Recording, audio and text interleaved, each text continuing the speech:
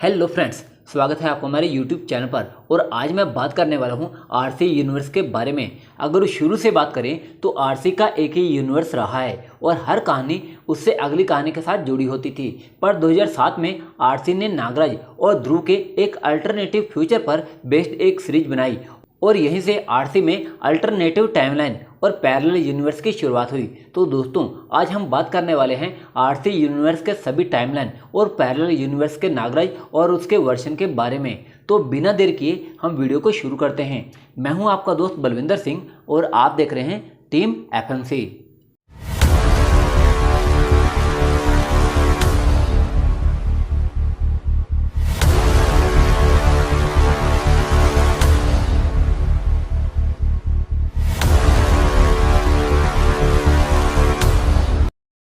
सबसे पहले बात करते हैं आरसी की मेन टाइमलाइन का, जिसका नागराज है विश्व रक्षक नागराज।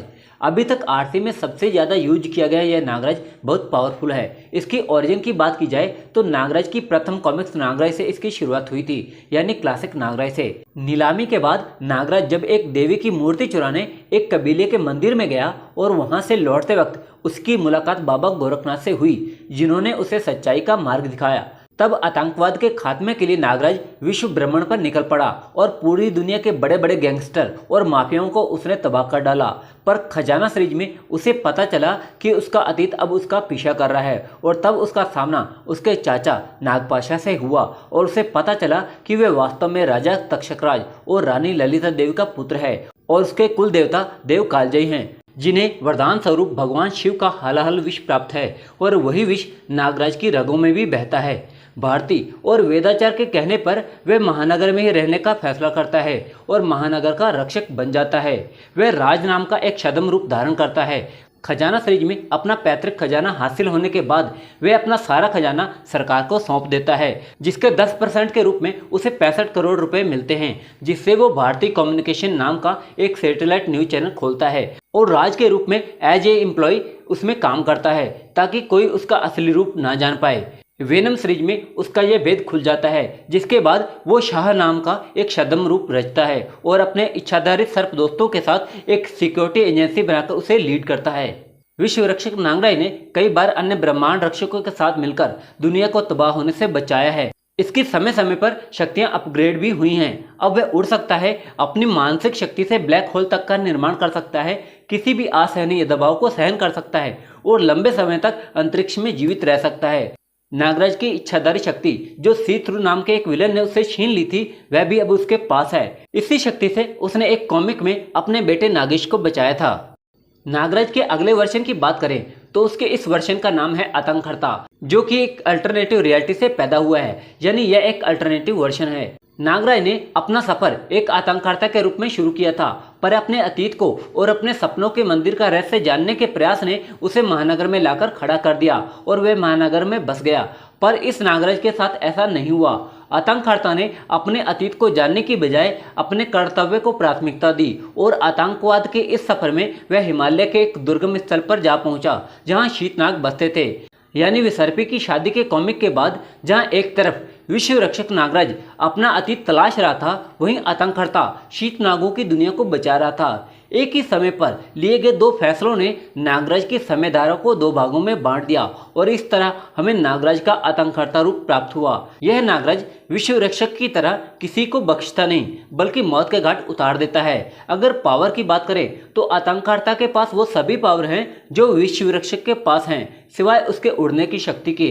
अब ये शक्तियां उसे कैसे प्राप्त हुई, यह अभी तक किसी कॉमिक्स में दिखाया नहीं गया, पर जाहिर है अपने इतने बड़े आतंकवाद निर्मूलन के सफर में वो कई ऐसी सर्प जातियों से मिला होगा जिससे विश्व रक्षक भी मिला था, यानी दोनों को वो पावर अलग अलग घटनाओं में मिली होगी।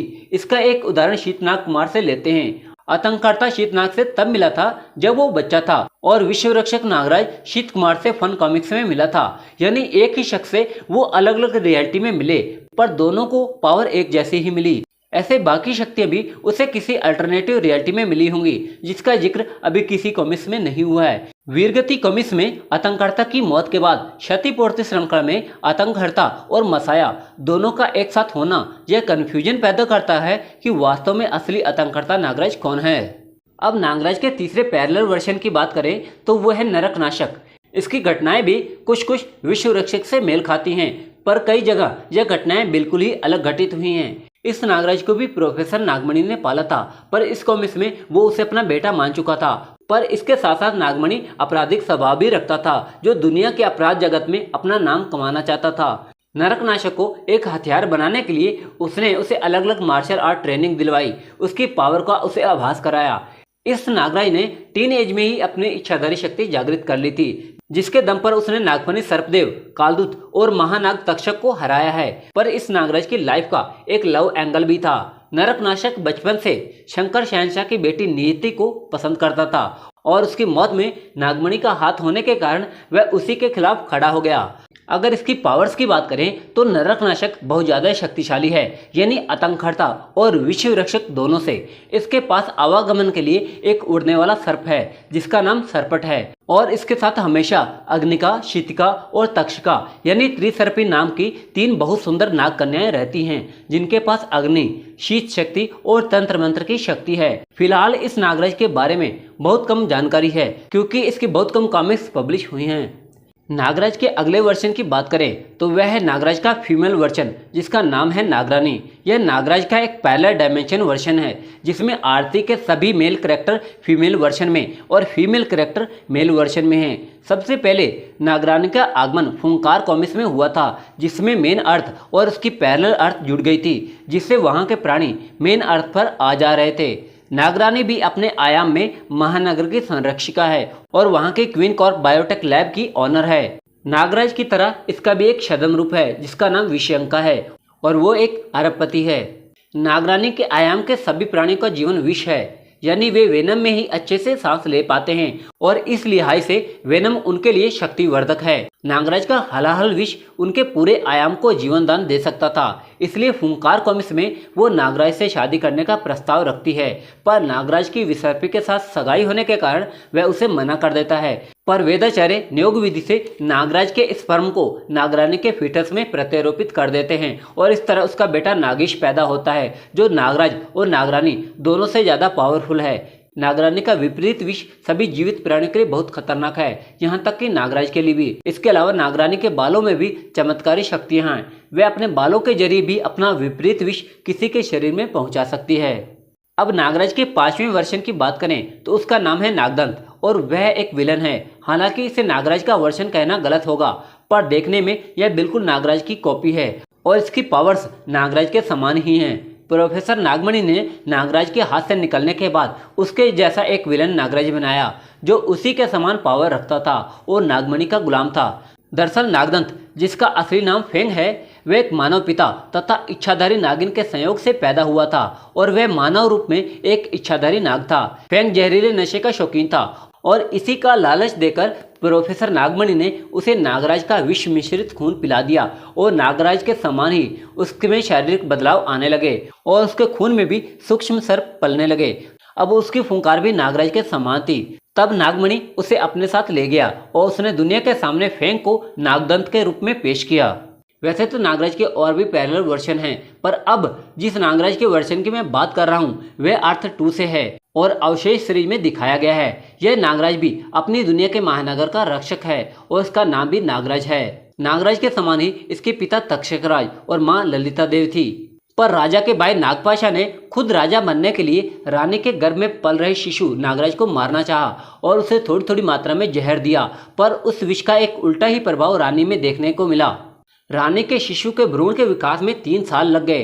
इसी दौरान राजा युद्ध पर चले गए और जब वे लौटे तो उसके भाई ने रानी को पतिता साबित कर दिया कि उनकी अनुपस्थिति में वे गर्भवती कैसे हुई। अपने भाई की बातों में आकर राजा तक्षकराज ने रानी को सर्पदंड दे दिया, जिसमें मुजरिम को परम विषधारी सर्प हलाहल दर की ज्वालामुखी बांबी में फेंक दिया जाता था।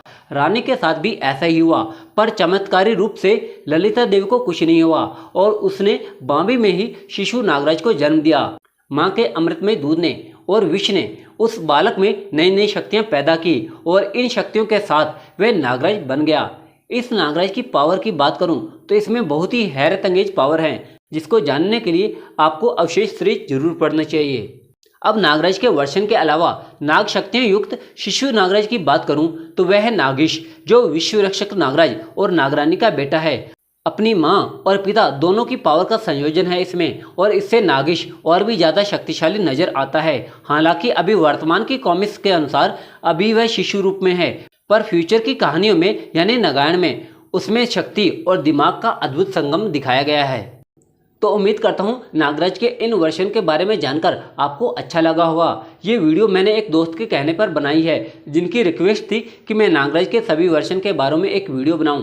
तो उम्मीद करता हूं दोस्तों आपको हमारी वीडियो पसंद आई होगी। अगर वीडियो पसंद आई हो तो वीडियो को लाइक करें। अगर आप हमें सपोर्ट करना चाहते हैं, जिसकी हमें बहुत ज़्यादा ज़रूरत है, तो वीडियो को अपने दोस्तों के साथ शेयर कर दें, और चैनल पर पहली बार आए हैं तो चैनल को सब्सक्राइब जरूर कर दें। हमारी कॉमिक्स की और वीडियो की अपडेट पाने के लिए आप हमें फेसबुक, इंस्टाग्राम, व्हाट्सएप और टेलीग्राम पर फॉलो भी कर सकते हैं। और अगर आप हमारी फैनमेड कॉमिक्स पढ़ना चाहते हैं तो हमारी ब्लॉग सिंह कॉमिक्स वर्ल्ड पर हमारी कॉमिक्स डाउनलोड करके पढ़ सकते हैं। तो अब लेता हूँ विदा, और मिलते हैं किसी नई वीडियो में। देखते रहिए टीम FMC, जुनून नेवर डाई।